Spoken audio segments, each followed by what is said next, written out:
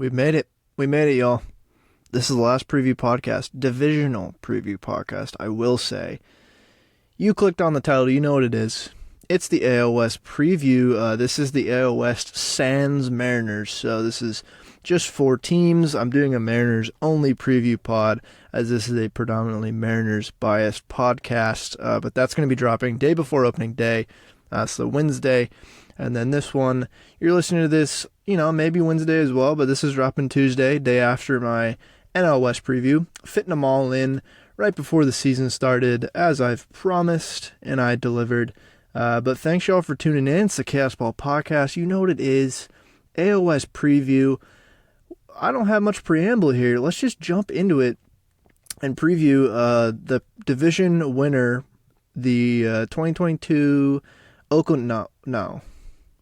Just kidding. The Oakland A's did not win the division. They won 60 games. They lost over 100. They hit the milestone. They went 60-102.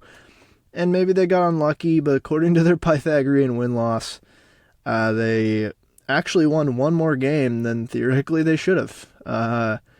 Really, this team is bad. This team didn't really improve much from last year. They did improve. I'll go over the additions, but it's the A's. We know who the A's are. They have the lowest payroll. They develop guys and then trade them. Recently, we saw them trade Sean Murphy and Matt Olson.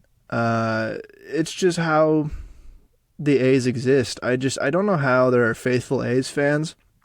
I know y'all have had success and fun teams for sure. And speaking as a Mariners fan, I know the pain of being a fan of a baseball team that, is not really relevant, especially this century. But I don't know how y'all do it, especially with the team's impending move to Vegas, which is really tough for the city of Oakland. It just sucks. I feel like people point to, if they went to the games, maybe they could stay in Oakland. But, I feel like too much of lack of team success and money and, when a team moves falls on the fans. It's not the fans' job to make this team a winning ball club. If I was an A's fan, I wouldn't go to that many games. I mean, I might go to more games than the average person because I'm a sicko and I just love watching baseball in general, but why would you go to a game if you're an Oakland A's fan? The stadium is the worst stadium in baseball. It's between that and the Trop. And the team stinks, and every young player they develop who's fun, they trade away. It just stinks. I wish better for Oakland A's fans because I have no quorum with them. I actually quite like Oakland A's fans. The few that I know or have interacted with on the internet, I enjoy Oakland A's fans. They're great, especially their commitment to the team is kind of crazy. I think we share that bond, Mariners fans and A's fans. I hope they move to Vegas and, maybe they become relevant and are able to spend money, which really is all this team needs. But let's just jump into it. So like I said, they won 60 games last year, comfortably one of the worst teams in baseball. Did they return anyone of note? Their only positive OPS plus-wise hitter that is returning this year is Seth Brown. I do like Seth Brown. Good power-hitting first baseman. Kind of your, classic 3 true outcome type first baseman, which is not a bad thing, but he's on a bad team. Otherwise, Ramon Laureano's fun to watch defensively in the outfield. Christian Pache can't hit a baseball at the plate, but is a fun center fielder, I guess. They got a dude named Sky Bolt. Y'all heard of him? Sky Bolt. I'm a Shea Langoliers believer. He's back, obviously, with the team. Any notable pitching back with the team this year? Frankie Montas is gone. Traded him. Didn't even mention that. They traded... who else? Who else isn't on this team? Cole Irvin they traded, who wasn't even a positive ERA plus guy either, but they traded him away. He threw the most innings on this team last year. It's just depressing to look at this team. I do try to find players who are young, who, if you find yourself watching an A's game, maybe you could watch out for. They got the guy Estuary Ruiz back in the Sean Murphy trade. He was one of the guys who came from the Brewers. He projects to play a lot of games in the outfield this year. Probably be him and Pache in center field. I don't know what to make of Esteury Ruiz. I know he's a really fast runner, so he'll probably swipe quite a few bases if he plays consistently this year. He's one of the guys I got this offseason. They lost Steven Vogt, who's now on the Mariners coaching staff. They lost Chad Pinder. Again, they traded AJ Puck as well to the Marlins. They traded Sean Murphy and Cole Irvin. Those are the big losses. And then in terms of additions, they signed Jesus Aguilar, who's, he's a professional Major League Baseball player. Trevor May, I do like Trevor May personally. I think he's cool. Potentially could have a resurgence as a relief pitcher and get traded. Jace Peterson, Aledmus Diaz. They did sign professional Major League ball players, which honestly I think automatically makes them a little bit better than they were last year. In terms of who they got back from those trades, Manny Pena, catcher from the Braves. I think he'll back up Shea Langoliers behind the plate. And then who else? I talked about Esteury Ruiz. They got a lot of just random prospects back from those trades. The one signing I do want to talk about with the A's is Shintaro Fujinami, pitcher out of Japan. It's kind of a very interesting career, kind of up and down career for him, but he looked great in spring, and I'm pretty high on him coming into this year. In terms of if you're looking to watch any of these pitchers, he will be interesting to watch at the very least. Ken Waldachuk is one of their top prospects. He'll, project to be one of their better starters just because their rotation's not good, but he at least is, has potential and will be interesting to watch when he comes up and pitches this year. Not much else. Let's just run through who they're going to start. I like Shea Langoliers. Don't really know if he'll stick behind the plate just because his defense I don't think grades out super well, but I do like his bat and the upside there. Potentially, he's definitely not a prototypical catcher build either. He kind of reminds me of Harry Ford. I think he's a little bit taller than Harry Ford, but athletically and power-wise, there's upside there, but I don't know. Jesus Aguilar, Seth Brown at first base, Tony Kemp, he's an adult. He'll be playing second base. Nick Allen at shortstop with Aledmus Diaz kind of floating around as a backup for the middle infield. Jace Peterson is not bad, actually, third baseman. He's an adult, again, who will play baseball. J.J. Bleday, Connor Capel, Seth Brown, Esteury Ruiz, they'll all probably see time in left. Probably Seth Brown more than Bleday, just because Aguilar will be taking over most of the first base duties from Seth Brown. Maybe not against right-handed pitching, though. J.J. Bleday, if y'all remember, did he go 1-1 to the Phillies, I want to say? To the Marlins. 1-4. I was thinking of Mickey Moniak. J.J. Bleday, former first-round pick, so there's at least upside there. That in the A's is the perfect place for him to go and play a lot because there's no one really blocking him from playing more than he would on most teams. Again, there's upside with Christian Pache, who they got back from the Braves last year. Same with Esteury Ruiz. And then right field, Ramon Laureano, Connor Capel. I like Ryan Noda at their DH with Jesus Aguilar. Ryan Noda has upside. He just has a lot of raw power graded out really well, and he'll make his debut this year. And he's a Dodgers prospect, so I put more faith in him than a lot of people, and he raked in the minors. Seems very much 3 true outcome, DH, corner outfielder, first baseman, 30 home run plus potential. He hit 29 home runs in AA in 2021, 25 in 2022, and so he could be up socking dingers for this team, be one of their more positive hitters this year if his development goes right. But then in terms of their pitching staff, I talked about Shintaro Fujinami, Paul Blackburn, James Caprillion, Kyle Muller, Drew Rasinski, J.P. Sears, Ken Waldachuk. These are all names. Really, no one projects to be above average. Ken Waldachuk has the most upside here.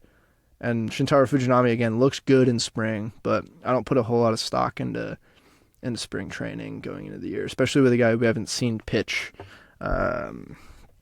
stateside, really. I mean, he's 29, Shintaro Fujinami. I know he's bounced around all over and has made his way. He had kind of a breakout the past couple of years. He's made his way to the bigs, and I like him. So maybe watch his starts. I don't know. Then the bullpen, like Trevor May is probably their best reliever. Danny Jimenez isn't bad. Like Domingo Acevedo, who notably gave up the home run to Big Dumper to send Seattle to the playoffs last year. Chad Smith, Drew Steckenrider is in this bullpen, the Stegosaurus, former Mariner. You get where I'm going with this?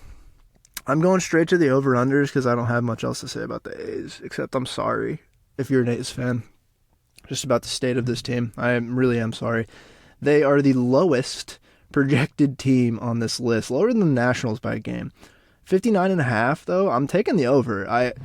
They won 60 games last year. They won 59-60, right where they should have. And I think they got better this offseason just because they signed guys like Jesus Aguilar, Aledmus Diaz, Trevor May. Like, those are professional big leaguers, which is an upgrade on what they kind of had last year. So I think they win in the low 60s this year, which again isn't good, but I'm going over the 59.5. I think that's honestly really low. I think the Nationals are worse than this team. But that's it for the A's. I'm done with the A's. You can move on to the saucy middle of this division. We'll start with the Rangers here. This is where things get spicy with this division. You have the Astros projected to win the division by a good margin, and they probably will. And then you have the middle, Rangers, Angels, and Mariners. All are projected in the 80s wins. I think the Mariners are projected a little bit more. But you have like the Rangers and Angels both kind of projected to be, wild card contenders. I think the Angels, probably rightly so, should be projected a little bit higher than the Rangers, but we'll get into what they did this offseason. But last year, the Rangers went 68-94, which, if you watch them at all, not your guess, probably. Like, that's a really low win total. And their Pythagorean win-loss, I think the biggest difference, that 77-85. And it's because they lost so many one-run ball games last year for whatever reason. There's always a certain amount of luck in one-run games. There's management in one-run games that might make you win a couple more. There's, bullpen management. There's just clutch hitting. There's just good bullpen arms. What have you. They lost a lot of one-run games last year. So they were a way better team than 68 wins. Like, they were definitely a mid-70s win team, which still isn't good, but definitely an improvement. And it shows that, they're investing a lot of money into this team. Like, they signed Semien and Corey Seager, and it was putting two of, the best middle infielders in the league on a pretty shitty team. And we saw what happened. They weren't amazing. They were merely just kind of a decent team who got unlucky, for sure. And the bullpen wasn't good, and the pitching wasn't good. But they tried to address that this offseason. They returned most of the team. They didn't lose too many guys. And they're projected to win around 79-ish games, depending on who you ask. High 70s, low 80s is where this team is expected to finish. And it makes a lot of sense. There's a lot of high risk with the signings they made and with this team in general. And a lower floor than the Angels, the Mariners, and the Astros, but a high ceiling. Like, the ceiling of this team is a wild card team who, again, once you make it to the playoffs, and if their starters are healthy as of right now, a dangerous team in the playoffs, dare I say, just because of the top of the rotation and the impact bats in the middle of the lineup. But what did they do this offseason? It continued what they did last offseason and spend money. Spend money on good players to improve this team in the short term. It's very unsustainable what this Rangers team is doing. But if I was a Rangers fan, I'd be hyped because there's not like a whole lot of, top MLB prospects coming through the system. I'll talk about like one or two on this team right now, but it's not like they were looking at a very bright future from a youth perspective. But ownership and front office clearly want to win, and they're going to commit money to doing that. So it's, it's not sustainable, but I would be happy if I was a fan because the team is clearly wanting to win baseball games, and showing you that by signing these players. So they didn't lose too many guys. Like I said, they lost Matt Moore, they lost Kevin Plawecki, they lost Charlie Culberson, Cole Calhoun, traded Nick Solak, Coley Allard. Really not too many, awesome dudes leaving this organization from last year. And then the additions are really good. They really improved the team. They signed Will Smith, the bullpen pitcher, Will Smith, not the catcher, obviously. They signed Robbie Grossman. And then obviously the big ones, they signed Nate Eovaldi, they signed Andrew Heaney, and they signed Jacob deGrom. And then they also lost, they traded Jake for Jake Odorizzi. So they really addressed their biggest issue last year, and that was pitching. So really from a need basis, this offseason is a good offseason. It's a successful offseason for them. And running through just kind of the lineup and the makeup of this team, we saw Jonah Heim last year kind of break out as one of the better defensive catchers behind the plate with his offense, chucking along. But you have a guy who's seemingly ready to catch better arms than he did last year, and he's going to get to this year. He's going to catch a lot better pitchers with a lot better stuff this year. So that projects to go well. They got Nathaniel Lowe at first base, who's just a classic slugger at first base. And then, we know Marcus Semien and Corey Seager at second and short. Really good season for them last year. Continuing, Marcus Semien being one of the more consistent and across the board just kind of good at everything. Like his bat is his best thing, but he's a solid defensive second baseman, and he runs the bases. He's pretty smart on the base path. And then Corey Seager had a great year last year, and only projects to be marginally better this year because the shift ban, he is a very trendy pick for one of the top reapers of the shift getting, moved around. He hits the ball to the right side of the field a lot, so his batting average will jump up a couple ticks compared to last year. At least expected batting average probably will align with more his real batting average this year compared to last year. And then third base, this is where the prospects come into play. You got Josh Jung, and then Ezekiel Duran will probably back him up there at third base a little bit, but I know Josh Jung is their top prospect. He just projects to be a decent glove, but a lot of raw power in his bat, and we'll kind of see what he can provide this team this year. I'm not saying he's an X factor, but if he was, if he produces at a league average or a little bit above league average, that could be a really impactful bat that you can put behind Semien and Seager. And what we saw from him last year, he came up in September. We saw a super, super high K rate, not very many walks, but his isolated power numbers were fine. We saw when he's connecting with the ball. If he connects with the ball a lot, he's going to hit a lot of home runs. But that is the issue: is connecting with the ball, not striking out, drawing more walks. Another 3 true outcome kind of guy. And then Ezekiel Duran, who will probably also back up second base and potentially shortstop, is another one of their young fellas on this team.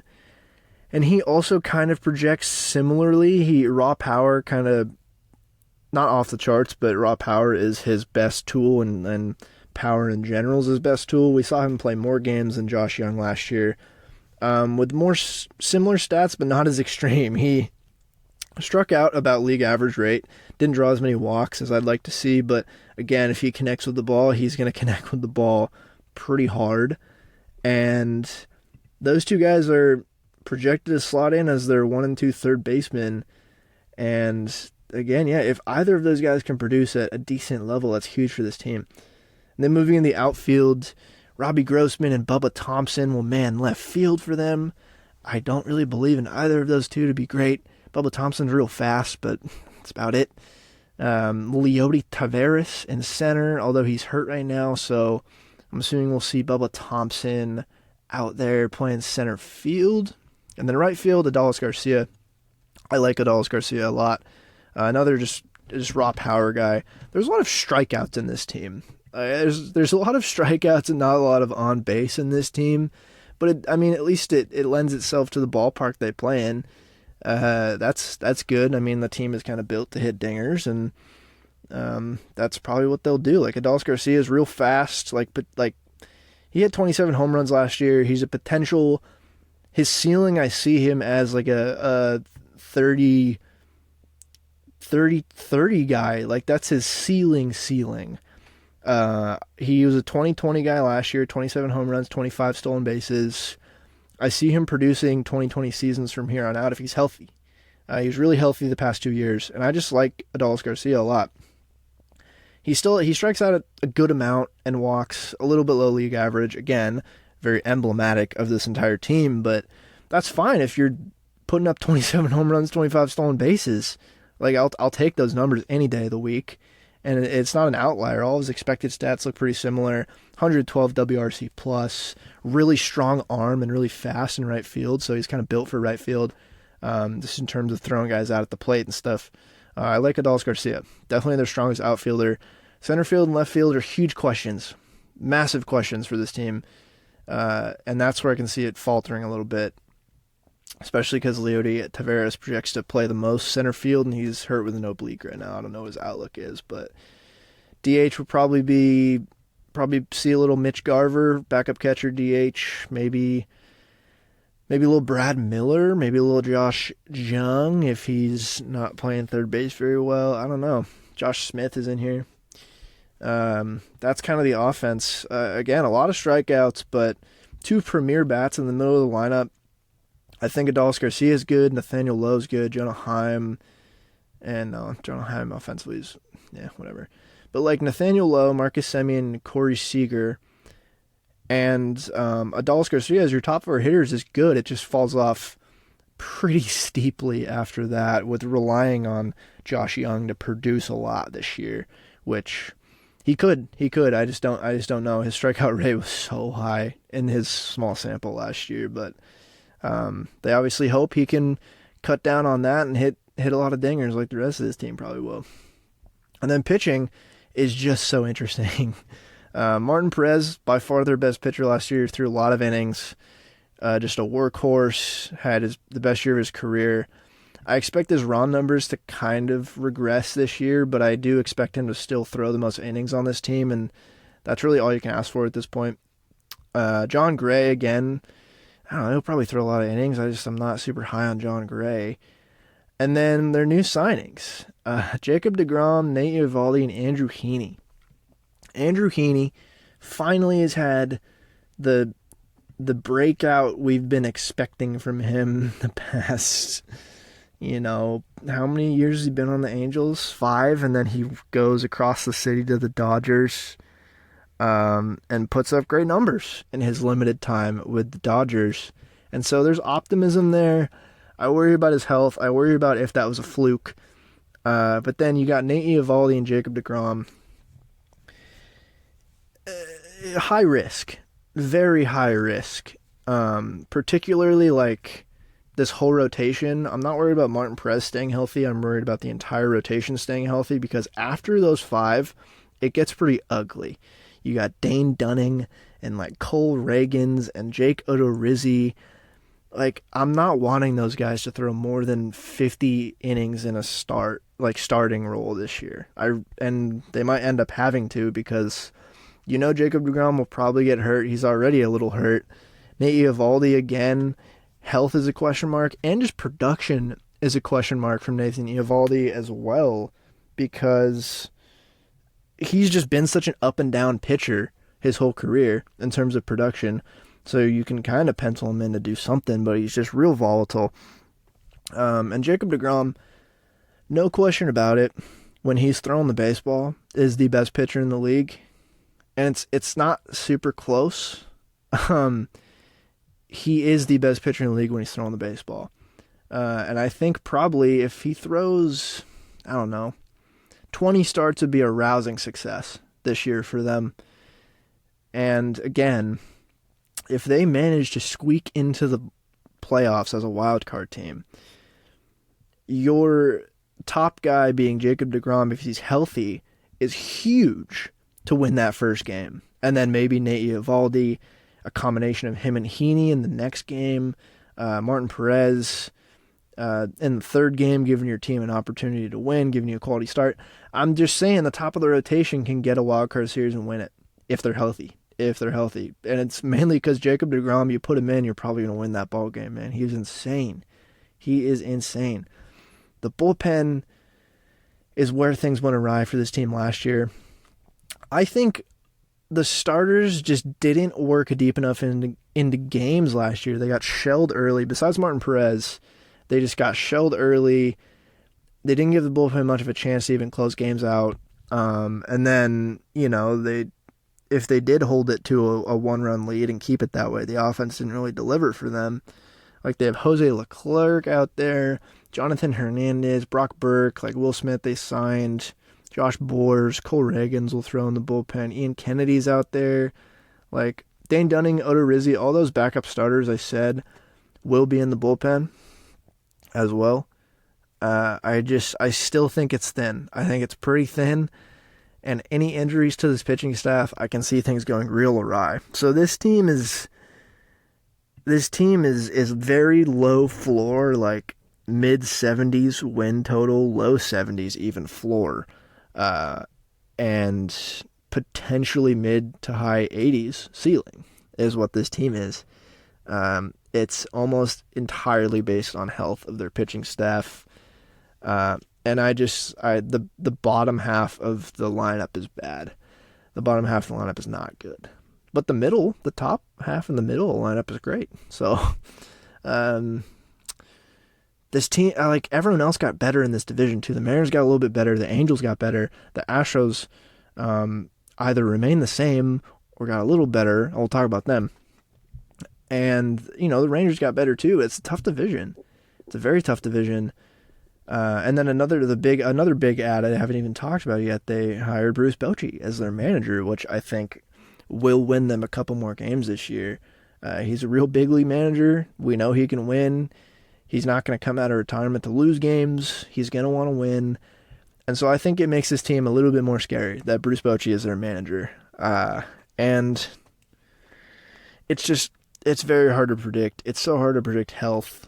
Like, Jacob deGrom is one of those guys you can almost predict his health, but what if he just throws 170 innings this year and like 25 starts? What if he does that?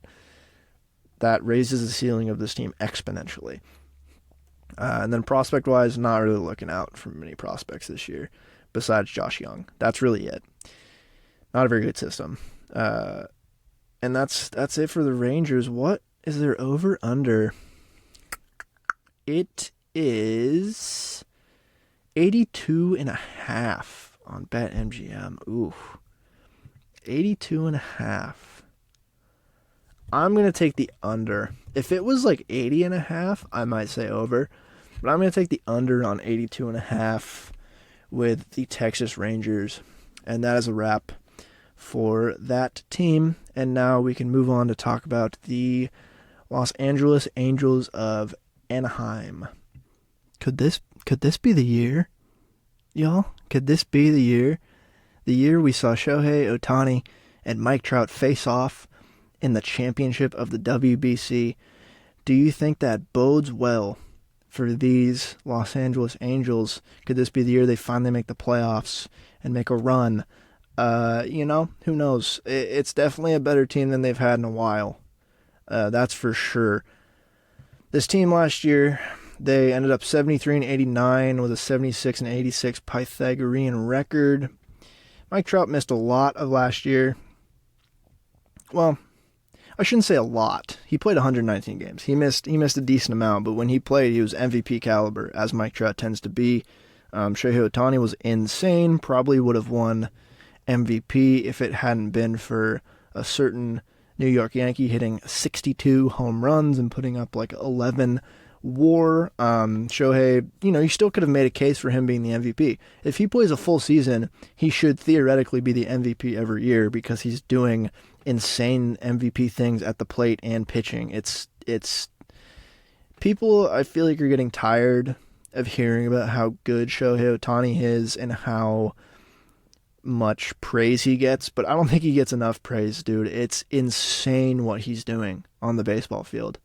And as a person whose closest stadium is the Angels Stadium, and getting to see him last year play the Mariners was a real treat. He's also really likable. Like, he's on the Angels, so I inherently dislike him as a Mariners fan, but as just a person and a baseball fan, oh man, he's awesome. He's so nice.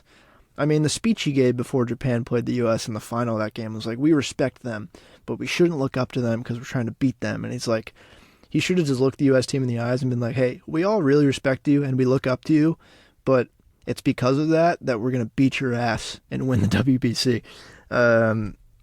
I could talk about Shohei for a long time, but this team's projected around 85 wins. Higher projection than a lot of Angels teams, and for good reason. Really, they returned the most important guys from last year. Like, Jared Walsh is still there. Luis Rengifo's still there. They did lose Brandon Marsh in a trade, but they still got Mike Trout. They still got Taylor Ward. They still got Shohei Ohtani. They still have Patrick Sandoval. They still have Reed Detmers. And they made some good signings this year to improve the team. And what were those signings? Ooh, also, Jimmy Herget, before we talk about their bullpen. He's real fun to watch from the relief position. He throws a sidearm, but a very unconventional sidearm. Despite sidearm already being unconventional, he's really cool. And also Patrick Sandoval, fantastic year last year. Just great year. Like, the pitching stuff was actually good last year. Noah Syndergaard was above average when he pitched, only pitched 80 innings for this team. Reed Detmers was very good. I mean, he threw the no-hitter early in the year when they were the best team in baseball for a stretch. And he only projects to get better as he's young. Patrick Sandoval, as I said, again, very good year. And Shohei obviously had a Cy Young year, basically. And Jose Suarez was right around league average in 100 innings last year, too. And Michael Lorenzen was hovering around league average. Like, the pitching wasn't especially the issue, nor was the offense really when they were fully healthy. It's just that when this team was hurt, they were garbage. Like, the replacement level players in this team were maybe the worst in the league. And that is why the team was so bad. And this offseason, they addressed those issues to an extent. They addressed them pretty well. So who did they lose? Kurt Suzuki, who was on this team, they lost. They lost Michael Lorenzen. They lost Archie Bradley. They lost Matt Duffy. And then they traded a few prospects, like to the Brewers and then the Twins, but they didn't play last year for the Major League team, so won't talk about them. And they signed Matt Moore, who had a decent season last year. They signed Brett Phillips as a somewhat depth Brandon Marshy type replacement, and also great vibes. I'm upset he's in an Angels jersey. They signed Brandon Drury, who had a great year last year, provides tremendous value off the bench in a utility role. He can play every position. His bat is a little above average. Great utility player. They signed Carlos Estevez and Justin Garza. Chris Davinsky they even signed to kind of bulk up the depth of the bullpen.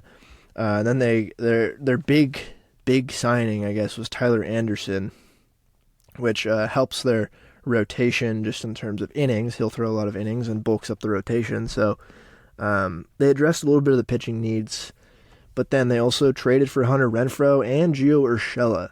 And those are good trades. They gave up 3 prospects for Hunter Renfroe, but prospects I've never heard of from low in the Angels system, so I don't want to, shit on those prospects, but they're, not very highly touted guys.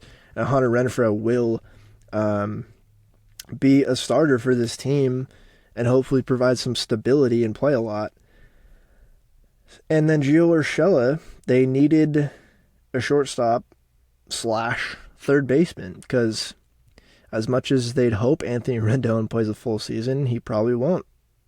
and Gio Urshela can play third and shortstop. And shortstop is really what they needed last year, because David Fletcher didn't play the whole year, and he's fine when he plays, but they had to play like Andrew Velasquez there last year, who was pretty garbage.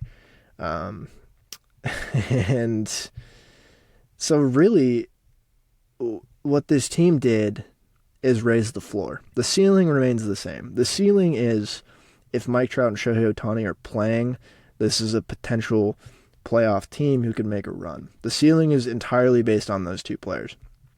And then like Taylor Ward is a good player and Jared Walsh is fine, but Taylor Ward is probably the third best hitter besides Rendon. And like Rendon's health is part of their ceiling. But the floor was so low last year, so when you saw all these guys get hurt, that is when things went completely awry. So this team's got a pretty high ceiling, and they just raised the floor of this team. Like, I don't think this team is capable of losing more than 89 games like they did last year. I think they're better. I think they're at least a mid to high 70s win ball club with high 70s potential to challenge for the wild card spot. Again, it's just relying on health and performance, but like if Mike Trout and Shohei are healthy, we know they're going to perform. And you had a little mini breakout of Luis Rengifo last year, which was encouraging from the second base position. He was an absolute dog against the Mariners for some reason. And then you have a lot of hope from the catcher position this year. Logan O'Hoppe, who they got from a trade. And he is their top prospect and potentially the catcher for the Angels for the next, 6-7 years. And he appears to be at least better probably than they got from Max Stassi and Matt Thaiss last year. So that's an automatic upgrade. Jared Walsh will be still at first base, although he's starting the year hurt. And then second base will be a little Rengifo Drury action, depending on where Drury's playing that day. And that is just better depth than they had all last year. And then shortstop I talked about. You got Gio Urshela probably playing the lion's share of second or shortstop. Unless Rendon gets hurt, then he'll play third. And then we'll probably see a lot of Fletcher Rengifo like we did last year if they remain healthy. Then Anthony Rendon is coming into the year healthy and will play third. How much will he play is the real question. But if he plays, he's probably not ever going to play up to the worth of his deal that he got. But he's better than their other third base options when he's playing. So they just hope he can play most of the season. And then the outfield's honestly good. I mean, they have Taylor Ward, who's great. He can rake. He'll be in left. Mike Trout, obviously, will be manning center field, and he's still a fantastic, above-average, amazing baseball player. Hunter Renfroe in right field. And then Brett Phillips kind of floating around as Brett Phillips and Joe Adell, I guess, floating around as depth pieces. I still think they could use another outfielder because their backups are Brett Phillips, Mickey Moniak, and Joe Adell. And Brett Phillips is honestly a pretty good backup just for defense and base running and vibes purposes and can play all those positions. Joe Adell, I think, is honestly a cooked product, former Angels top prospect. We've heard that before. Same with Mickey Moniak, who I mentioned earlier, who, again, former 1-1 overall pick by the Phillies a while ago, like 2016, 2017, and just hasn't lived up to the hype. Didn't look good at all last year when he played. And then their DH position's all right, man. They got this dude, Shohei Ohtani, who will DH and pitch. It's crazy. He does both. Did you know that? So, the lineup is fine. They have more depth. They still don't have amazing depth, but it's so much better than it was last year. So, again, the floor of this team is they're going to be at least pretty good probably most of the year, unless they get super, super unlucky with health.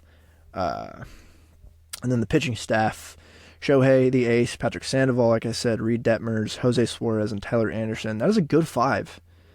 After that, it's iffy, but Tucker Davidson, Griffin Canning, and Chase Silseth, all I think can be decent starting pitchers and good enough to at least give your team chances to win every so often. And I don't think it's terrible depth there, but it depends on Shohei's health. I think Tyler Anderson will throw a lot of innings and be really useful as as just an inning guy. Patrick Sandoval, I do think is great, and him and Shohei as a 1-2 is a solid 1-2. Reed Detmers, I really like, and I think he'll improve at least marginally this year. And Jose Suarez is a fine, like, 4th or 5th starter with Tyler Anderson. It's a good starting five. It's a good starting five. The bullpen is where, bullpen depth at least, they have a lot of bullpen pitchers, which I guess is good. Like Carlos Estevez is solid. Jimmy Herget, who I mentioned, is so weird, but also really fun to watch and pretty solid. Ryan Tepera's all right. Matt Moore, who they signed, is a good arm who'll throw a lot of innings. Aaron Loop is good as a lefty. Jaime Barria is all right out there. Ben Joyce, the kid from Tennessee, will probably pitch a decent amount out of the bullpen. The dude from Tennessee who threw 105 miles an hour last year looks really frightening, and is one of those rare college pitchers who will get drafted and might not even ever pitch in the minors. Oh my God, no. Who is it? Who am I thinking of? Oh my God. I'm totally blanking. Arizona State never pitched in the minors. Oh, Mike Leake. That's what I'm thinking of. He never pitched in the minors. There's more guys like that, but Ben Joyce has potential to do that. Bullpen's probably the weakest area of this team, for sure. I can see that, them closing out games being an issue. But hopefully the stars in the offense do enough to at least give the bullpen some runs to work with, you know? This team, again, high ceiling, decent floor, raise the floor of this team, but really it's all about Shohei and Trout and Rendon's health. Otherwise, it's tough division. It's kind of a loaded wild card. They're probably just as good as a lot of the other wild card teams to compete with. The third wild card spot makes this team more interesting. But I don't know. The big looming question is Shohei. Will they trade him? Like, what if they're just terrible to start the year, and by the trade deadline they're so out of the playoff picture that they're like, screw it, we should just get some value out of him? I thought they should have traded him last year, just because there's no way he re-signs. Because the owner, Artie Moreno, committed himself to the team again, to the chagrin of all Angels fans everywhere. It was hilarious. They were so pissed because he's just a bad owner. He's not going to re-sign Shohei Ohtani. He's going to sign $500 million to play with the Dodgers or the Yankees or the Mets or the Seattle Mariners or something. Doubtful with the Mariners, but that's the looming question with this team. Do they trade him midseason? Do they just play it out, let him walk, and hope with a wing and a prayer that they can re-sign him at the end of the year? I think that's a poor strategy, but that is the narrative of this team this year, is the fate of Shohei Ohtani, the best baseball player in the world. Where will he be playing next season? That is the big question. If he re-signs with the Angels, I think it'll be an awful business decision, and I don't think he'll do that. So I've been very vocal about him being a Dodger next year. He's moment free agency hits, he's $500 million, Dodger blue, moving across the city. See you later, Angels of Anaheim. Yeah. So that is this team. Prospects perspective, really, like, Silseth and Ohapi are the only two I can see making any big league impact this year of, reasonable value. So not many prospects to look out for. And then in terms of their over-under, it's set by BetMGM at 80.5, and I will take the over, honestly. I think that is a little low. I'm surprised Texas was 82.5 and the Angels were 80.5. But I'll take the over. I'll take the over on that. Pretty confident in that. And that is the Angels. We'll move on to the final team in the preview, the Houston Astros. I mean, what is there to say about the Houston Astros? I mean, they've been the benchmark in the MLB the past 6 years, like, cheating aside. And even in the cheating year, you could still make a case they were the best team and probably would have won the World Series anyway. But they've been the benchmark for how to run a team the past 6 years, man. Player development's off the charts, really smart with how they've spent their money, how they've extended guys, and just what's even a success this year. They won 106 games last year, 106-56, and their Pythag was exactly that. So they didn't win or lose any more than they should have. They beat the Phillies. They no-hit the Phillies in the World Series with a few pitchers, which is insane given the offensive tear that the Phillies were on entire October. And they're projected this year to win the division again and win 93-ish games. That's what their projections are sitting at, which is low given this team. Not a super busy offseason this year in terms of like what is a success going into this year, and it's winning the World Series again. I mean, there's not much else they can do at this point. They've won it twice the past 6 years. They've been in the World Series 4 times now in that span. The benchmark is getting to the World Series and winning it for this team, and they could easily do it again. This team's insanely good. I don't think anyone will be that close to beating them in the division this year. I mean, unless things really go wrong, but they should win this division again, and they should, be expected to go to the World Series again out of the AL. They're probably the best team in the American League still. With, I guess, they are. They definitely are. In terms of their offseason, again, not super busy. They did lose that dude, Justin Verlander. They lost Trey Mancini, mutual option decline. He was a midseason pickup and really was awful for them down the stretch in the playoffs. I expect he'll have a better year this year, but not much production lost from them in terms of Trey Mancini. They lost Will Smith out of the bullpen. They lost Josh James. They non-tendered him. Aledmus Diaz, Christian Vasquez, Yuli Gurriel, and Jason Castro. So 2 catchers out the door. But who did they gain? They didn't make really any major league signings besides Jose Abreu. They lost Yuli Gurriel from the starting first baseman, and they replaced him with Jose Abreu. A gargantuan upgrade. Otherwise, the team's pretty unchanged from last year. I would say losing Verlander out of the rotation, but then replacing Jose Abreu, or replacing Yuli Gurriel with Jose Abreu is equal. I'm going to count that as equal. That is just, what a smart, they did that pretty soon too in the offseason. What a smart addition. A guy who really fits the mold of this team too. We know him for his pop. Recently he's won MVP. Just a veteran presence, but also just swings at the right pitches. I think part of why Jose Abreu is so underrated, at least on a national stage, people do see him as this slugger at first base, and he is, but he's such a patient hitter who walks a lot and really doesn't chase a lot. He swings at a lot of pitches in the zone and hits them really well, and has been consistently, since he's been in the majors, one of the best hitters in the league. One of the best hitters, one of the most productive, one of the most healthy. Since I'm looking at his game logs right now, since 2014, he came up in 2014 with the White Sox. He hasn't played less than 128 games, besides the COVID year where he played every game. In 2018, he played 128 games, and I think that's when he broke his hand or something, if I remember correctly. That's the lowest amount of games he's played in a season. That's insane. He's consistently played 150 plus in his career, average-wise, which is such a big asset. I guess you can't continue to rely on that year over year as he gets older, but he's not playing a very demanding position, and he doesn't run the bases particularly hard. He does what he does really well.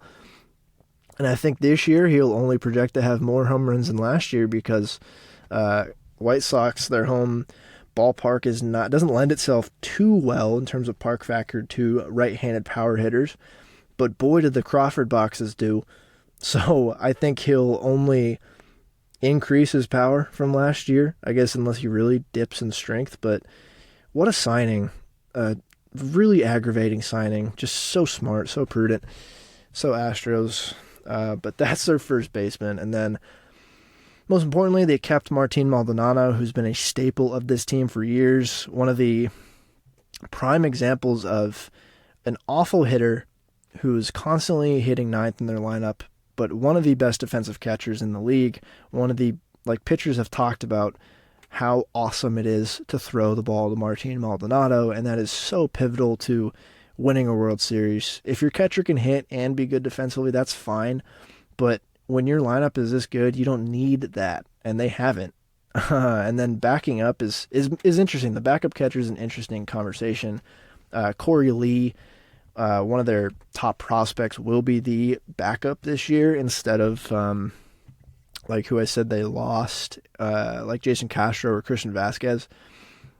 And he'll be fine. I think he projects to be all right. But Martin Maldonado's also just generally been pretty healthy, so he won't have to play a whole lot just when Martin needs an off day. And then Jose Abreu, obviously, at first. And then the bad vibes thing going into this season for them is the Jose Altuve injury, his thumb injury from the WBC. He's expected to miss, I think, at least like April and probably a decent amount of May. I assume if he's fully healthy the rest of the year, he'll probably play like 400 plate appearances, like 2/3 of the season, which is pretty good. But it's tough to start the year like that because they don't really have a set backup. They got David Hensley looks like he's slotted in to be their backup. One of their top prospects, a classic Astros pick, round 26, pick 28, comes up last year. In 16 games, he slashes 345, 441, 586, 194 WRC plus. Obviously, he won't continue to do that, but I think they're probably pretty confident in him holding down second base while Jose Altuve is out. He showed really good plate discipline. Again, fits the Astros mold of low chase rate, high walk rate, low K, and putting the ball in play on good pitches that he wants to hit, it looks like. He's also 6'6" at the second base position, which, what a difference from Jose Altuve to David Hensley. That's like the Judge and Altuve picture. That's like if David Hensley and Jose Altuve were standing right next to each other. They go from the smallest second baseman to the tallest one. Pretty funny. And then shortstop, we know Jeremy Pena, one of the most jacked dudes in the league. World Series MVP, ALCS MVP as a rookie. Insane postseason. Had a somewhat up and down year last year in the regular season, but I think he'll take that postseason momentum and probably be a 3 to 4 win shortstop this year. Crazy that the Astros handed the keys over to him at shortstop, premium position, after Carlos Correa was so good for them. And we're just like, yeah, kid, we believe in you. And he delivered. Again, a little bit of a topsy-turvy regular season, but again, he was so pivotal to their playoff run. And he'll be an everyday guy in this lineup. And again, he's so jacked. Have you seen him? He's huge. And he only projects to get better with their player development system. So not too worried about that. And then Bregman, again, obviously one of the longest tenured guys on this team, staple of this team, really healthy last year, but Alex Bregman is such a unique and good hitter, great defensively too, still has just been one of the best third basemen in the league since he's come up. Since he's played his first full season in 2017, has been a top 5 third baseman easily, defensively, offensively, doesn't strike out really, walks more or at least as much as he strikes out, which is insane. Again, that Astros mold of low strikeout, high walk, swings at great pitches, has good enough power to put balls in the Crawford boxes at their home park, and is infuriating to watch and play against. And then Yordan in left, we know Yordan, MVP caliber player, absolutely rakes. Maybe the most terrifying player to pitch to from a opposing fan perspective. I am frightened every time he comes up to the plate because anything in the middle of the zone, he's going to deposit over the wall 450 feet away, and he'll hit the ball as hard as he possibly can. He's terrifying. And then center field's interesting. They got Chas McCormick will probably play a lot. Jake Myers was not healthy at all last year, but he's healthy coming into the year, and that's huge for them from a depth perspective because last year he only played 52 games and didn't look great at the plate in those 52 games, but defensively, I know his defense grades out well in center field. Same with Chas McCormick. So less offensive production than like in the past with George Springer from that position, but defensively they'll be fine, and that'll only help their pitching staff. And then Kyle Tucker and right. Kyle Tucker, one of the best players in baseball.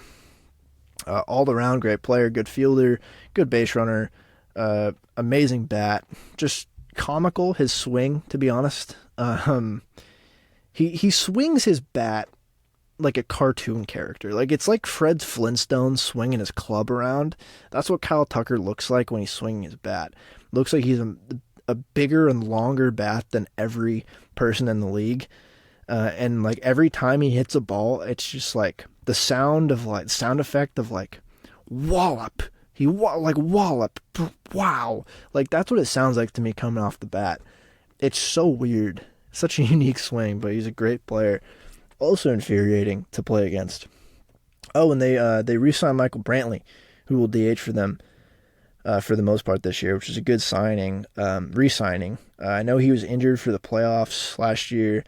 He was vocal about being quite upset that he missed the playoffs with this team, even though he got a ring anyway. And he's still hurt going into the year, shoulder-wise, but he'll probably play half the year at the DH position. And he's still an above-average hitter. Again, low K, high walk, good average, just hitter, who is, aging, but still very good at what he does. So that's the lineup. It's not as good of a lineup as like, actually, I don't know. This lineup is insane. The bottom half I have worries about, because the bottom half will be like Chas McCormick or Jake Myers and like Maldonado and Hensley, Mauricio Dupont, even Corey Lee. The bottom of the lineup is worse than it has been in the past, but the top and the middle is insanely good. You have a lineup that it'll be Jeremy Pena, Bregman, Alvarez, Tucker, Abreu, Brantley. That is an insane top few hitters, and then when Altuve comes back, it's just even better. Like, that's absurd. It makes me so mad. But they're just a machine. This team will probably be the best offense in the AL. Maybe the Blue Jays will edge them out, but it's frightening. And the pitching is the only real question mark. The back half of the rotation. Framber is awesome. Workhorse, really unique pitcher. Really just an insanely hard pitcher to hit against in every way. He's super crafty. He's not a huge strikeout guy, but huge ground ball, soft contact inducer, and he just throws a lot of innings. Him and Christian Javier and Luis Garcia, and Urquidy for that matter, all are just good pitchers who will give you a lot of innings and put you in winning positions to hand it off to one of the best bullpens in the league as well. The back half of the rotation is interesting to me because Lance McCullers is there. He's hurt right now again. He's probably will be hurt again. He's pretty injury prone. And then Hunter Brown is he their top prospect? I think he's their number one prospect. They basically are just saying, hey, you're Justin Verlander now. Obviously not literally, but elite fastball, curveball, slider combo, high velocity, looks every bit as the real deal. And he's hurt right now too with a back injury, but he'll throw a lot of innings for this team this year probably. And if he's as advertised, they're not really going to be too mad about having Justin Verlander not be on this team and having Hunter Brown just be like, okay, I'm fine with that. I'll pick up the slack, and he probably will. But then it's the Astros. So any more injuries to this pitching staff, they'll probably bring up some dude you've never heard of, and he'll be a great pitcher, a la Framber, Christian Javier, Luis Garcia, Jose Urquidy. Like, they just do. It's just the Astros. They do that. They'll call up these dudes, and all of a sudden they'll be fantastic pitchers. I just think that's how it's going to be. Their bullpen, again, like I said, will be, if not the best bullpen in baseball. Ryan Presley is an elite closer. Rafael Montero is really good. They brought him back. Brian Abreu is just filthy. Really good. Hector Neris is fantastic. Ryan Stanek, great. Phil Maton, Seth Martinez, all will throw good innings for them this year. Hunter Brown may work out of the bullpen, him or Lance McCullers. I'm expecting, if they're all healthy, could see a lot of time working out of the bullpen this year too, which just strengthens it even more. But it's impending doom if you are losing to this team in the 7th or beyond, because between Neris, Abreu, Montero, and Presley, that is a brutal 4 pitchers to try to hit against. So spoiler alert, I think the Astros are going to win the division again. I'll say it. I'll be really bold in that. They'll probably win this division again. Their machine. What's their over-under on BetMGM? 96.5, tied with the Dodgers for the highest. I'm going to take the over. I feel bad about not taking the over with this team. I find it hard to believe that they won't win at least 94 games, and most likely in the higher 90s, close to 100 again. They're just infuriating. And the rest of the division, albeit the 3 teams below them, not the A's, even the A's, the 4 teams below them, they all at least got a little better. And the Astros kind of remain the same. Less Verlander, more Jose Abreu, and Hunter Brown. I find it hard to believe they're going to take a huge dip in quality because they lost like Jose Abreu and Christian Vasquez compared to what they brought in. It's just insane, and I hate that they keep getting away with this. So I'm going to take the over on 96.5 here for the Astros. And that is it. Sound the alarms. Pull the confetti cannons. I'm done with the divisional previews. All I have left to do is the Seattle Mariners team preview, and then the previews will be over, and the season will be here. Can you feel it? We're so close. It's in a few days. I'm so excited for the season to start. If you're listening this far, as always, I appreciate you. Thank you so much for listening. Rate and review. Recommend to your friends. I had a lot of fun doing these preview pods, but going into the season, I will be doing predominantly Mariners recap sort of shit during the weeks, with some sprinkled in more broader MLB content, and then writing some stuff on my Substack as well. So always keep on the lookout for that. But if you listen to these preview pods, if you listen to all these preview pods, DM me, and we'll meet up, and I'll give you a big kiss because you deserve it. But thank you so much for listening. That was the AL West. In terms of divisional places, I think the Astros will win. I think the Mariners will take second. I think the Angels will be third, the Rangers fourth, and the A's fifth. But this is a really intriguing division just because the middle of the pack is so similar in terms of projections and what I think they're going to do. So this team will definitely get, not definitely, but most likely get 2 teams to the playoffs, potentially 3 if things go right for the Rangers or the Angels, really. But yeah, that's it. Look out tomorrow for the Mariners preview if you're a Mariners fan. But thank you for listening, and have a good rest of your day.